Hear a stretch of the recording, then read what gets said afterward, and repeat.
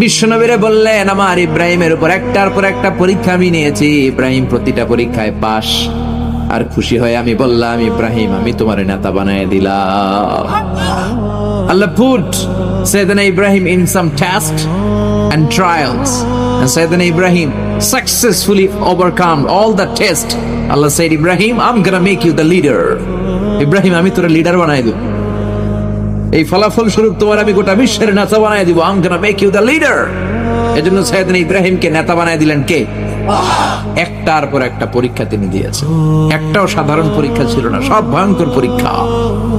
পরীক্ষাগুলো ছিল অগ্নি পরীক্ষা। পরীক্ষা নাম্বার 1 ইলকাউহু ফিন্নার, আগুনের পরীক্ষা। নমরুদ বলে, ইব্রাহিম ঈমান ত্যাগ করো, না হলে আগুনে ফেলবো। কোথায় ফেলবো? সাইয়েদনা ইব্রাহিম বলে, আমার জীবন যাবে কিন্তু ঈমান যাবে।